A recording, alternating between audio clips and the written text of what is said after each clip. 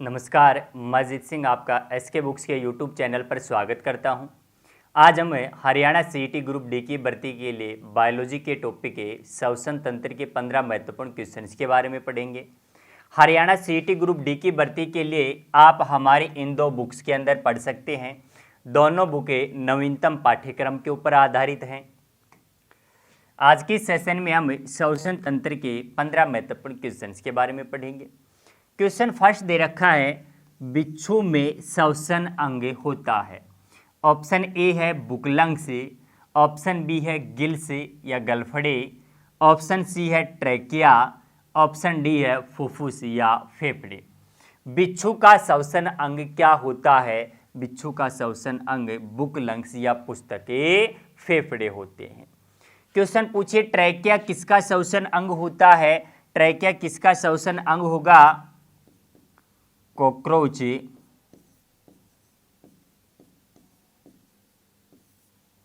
या कीटों का श्वसन अंग क्या होता है? ट्रैकिया होता है। मछली का श्वसन अंग बार बार परीक्षा में पूछता है, मछली का श्वसन अंग क्या होता है? गिल्स होता है। मनुष्य का श्वसन अंग, मनुष्य, पशु, इनका श्वसन अंग क्या होता है? फुफ्फुस या फेफड़े होते हैं। मेंढक का श्वसन अंग पूछे तो ध्यान रखना, मेंढक इसका श्वसन अंग क्या होगा? त्वचा, फेफड़े,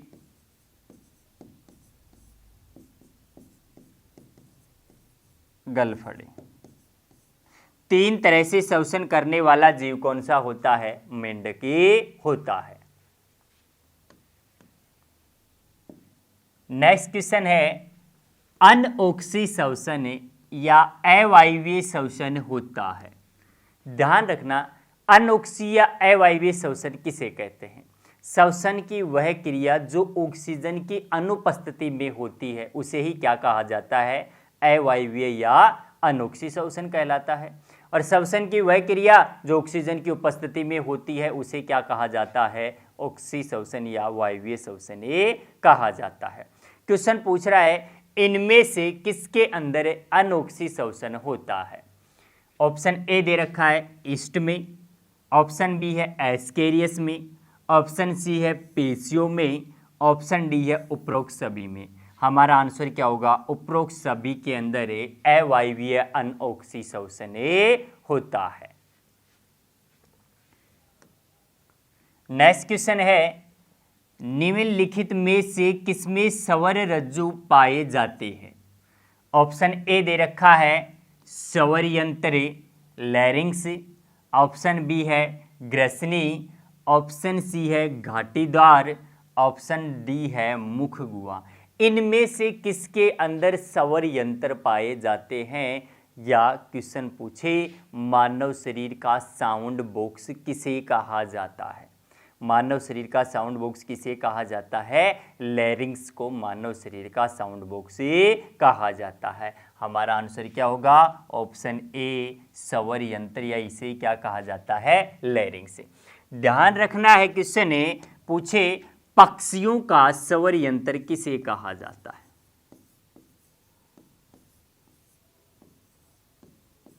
पक्षियों का स्वर यंत्र साउंड बॉक्स किसे कहा जाता है?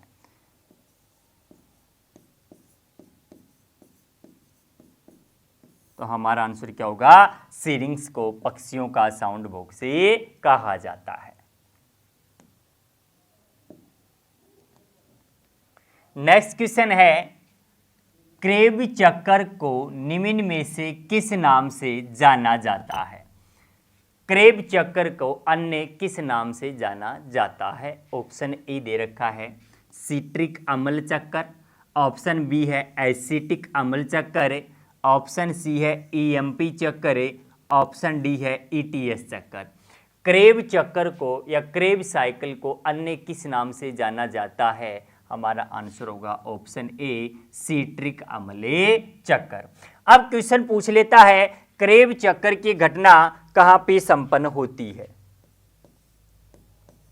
क्रेब्सी चक्कर की घटना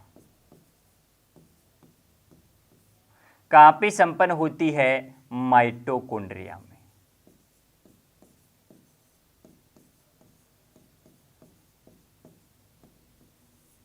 क्वेश्चन पूछे भी, क्रेब साइकिल कहां पे संपन्न होती है? क्रेब चक्र की घटना कहां पे संपन्न होती है? क्रेब चक्र की घटना माइटोकॉन्ड्रिया में संपन्न होती है। नेक्स्ट क्वेश्चन है, श्वसन की प्रक्रिया को एक खालिस्तान क्रिया होती है, या श्वसन की प्रक्रिया को क्या कहा जाता है, या अन्य किस नाम से जाना जाता है?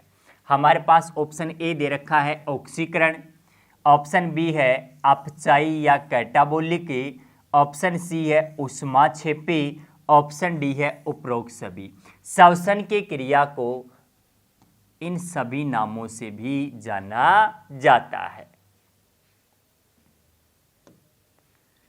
नेक्स्ट क्वेश्चन है, अवायवीय श्वसन के दौरान पायरुविक अम्ल से पेशियों में बनता है। ध्यान रखना है भी, क्वेश्चन क्या पूछ रहा है, किसके अंदर? पेशियों के अंदर अवायवीय श्वसन के दौरान जो पायरुविक अम्ल होता है इससे क्या बनता है? ऑप्शन ए दे रखा है लैक्टिक अम्ल, ऑप्शन बी दे रखा है एथिल एल्कोहल, ऑप्शन सी दे रखा है यूरिया, ऑप्शन डी दे रखा है इनमें से कोई नहीं। हमारी पेशियों के अंदर किसका निर्माण होता है? लैक्टिक अम्ल का। क्वेश्चन पूछे, मांसपेशियों में थकान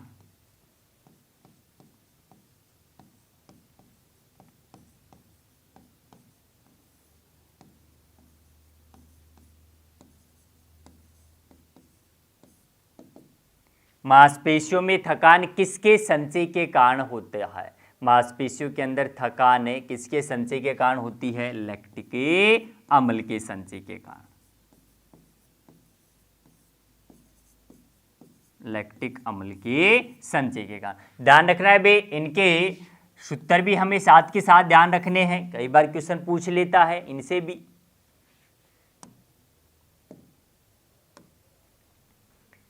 नेक्स्ट क्वेश्चन है, फुफ्फुसों या भी फेफड़ों में गैसीय विनिमय स्थल है। ऑप्शन ए दे रखा है कुप्पिका एल्वोलाइज, ऑप्शन बी है श्वसनी, ऑप्शन सी है श्वास निकाय, ऑप्शन डी है श्वास नली। हमारे फेफड़ों के अंदर गैसों का एक्सचेंज कहाँ पे होता है, या फेफड़ों की मुख्य इकाई किसे कहा जाता है? या क्वेश्चन पूछे, फेफड़ों के अंदर गुच्छे नुमा संरचना, अंगूर के गुच्छे की तरह जो संरचना पाई जाती है उसे क्या कहा जाता है? तो हमारा आंसर क्या होगा? कुप्पिका एल्वोलाई कहा जाता है। नेक्स्ट क्वेश्चन है, एक वयस्क मानव में श्वसन दर होती है, एक सामान्य स्वस्थ व्यक्ति की श्वसन दर कितनी होती है? ऑप्शन ए दे रखा है 15 से 18 प्रति मिनट, ऑप्शन बी है 40 से 45 प्रति मिनट, ऑप्शन सी है 20 से 25 प्रति मिनट, ऑप्शन डी है 8 से 10 प्रति मिनट। एक सामान्य स्वस्थ व्यक्ति की श्वसन दर कितनी होती है? 15 से 18 प्रति मिनट होती है। क्वेश्चन पूछे, नवजात शिशु की श्वसन दर, नवजात शिशु में श्वसन दर कितनी होती है? 40 से 45 प्रति मिनट होती है। शारीरिक श्रम करने पर श्वसन दर, शारीरिक श्रम करने पर श्वसन दर कितनी होती है? शारीरिक श्रम करने पर श्वसन दर 20 से 25 प्रति मिनट होती है।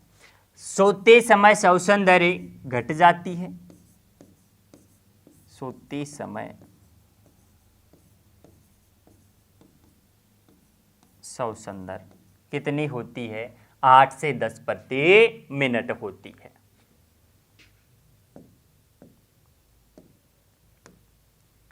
नेक्स्ट क्वेश्चन है, फुफ्स या लंग्स का आवरण है, फेफड़ों का आवरण क्या होता है? ऑप्शन ए दे रखा है पेरिकार्डियम, ऑप्शन बी है पेरिटोनियम, ऑप्शन सी है प्लूरल झिल्ली, ऑप्शन डी है कोई नहीं। फेफड़ों के चारों ओर किस झिल्ली का आवरण होता है? प्लूरल झिल्ली का आवरण होता है।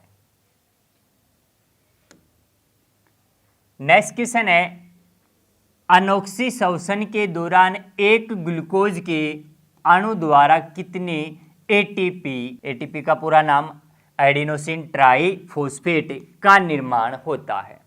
एनारोबिक रेस्पिरेशन के दौरान कितनी एटीपी ऊर्जा का निर्माण होता है?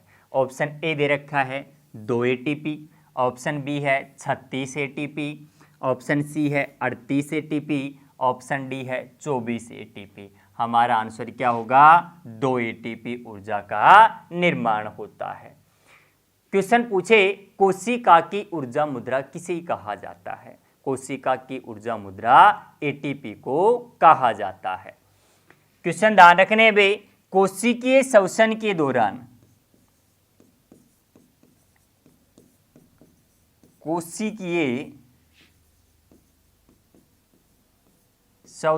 दौरान कितनी ऊर्जा का निर्माण होता है?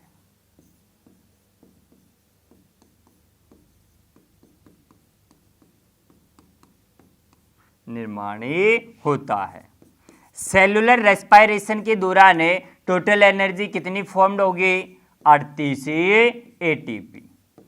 शुद्ध ऊर्जा का निर्माण पूछे भी तो शुद्ध ऊर्जा का निर्माण कितना होता है? 36 एटीपी का। वायवीय श्वसन के दौरान शुद्ध ऊर्जा कितनी बनती है? 36 एटीपी बनती है। नेक्स्ट क्वेश्चन है, श्वसन व आहार नाल का क्रॉस पथ क्या कहलाता है?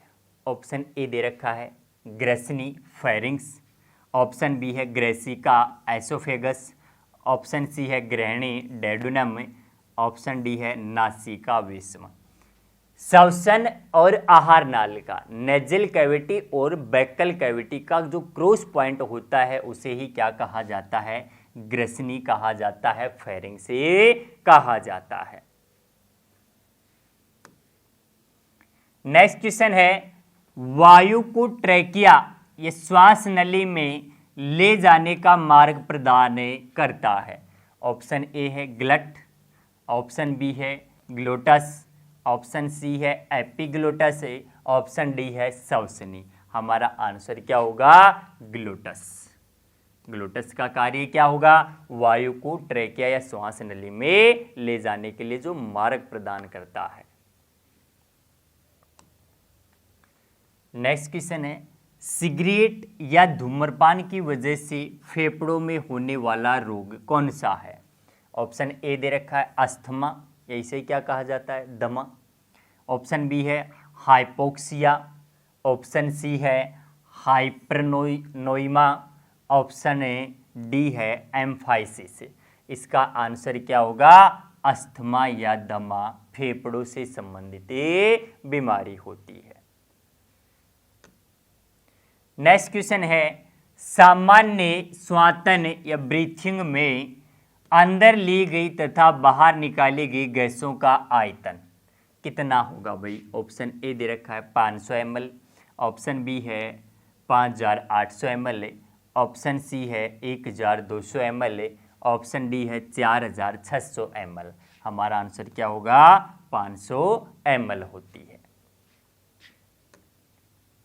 नेक्स्ट क्वेश्चन है, श्वसन दर को किस यंत्र से मापा जाता है? श्वसन दर को मापने वाला यंत्र कौन सा होता है?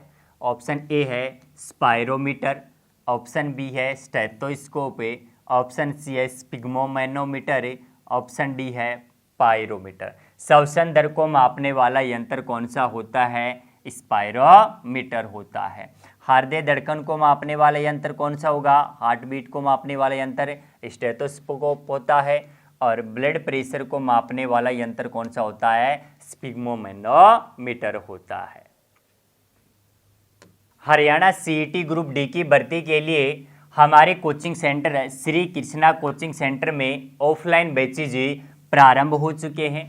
ऑफलाइन बैचेज की अधिक जानकारी के लिए आप हमारे मोबाइल नंबर 98 120 15 967 पे संपर्क कर सकते हैं।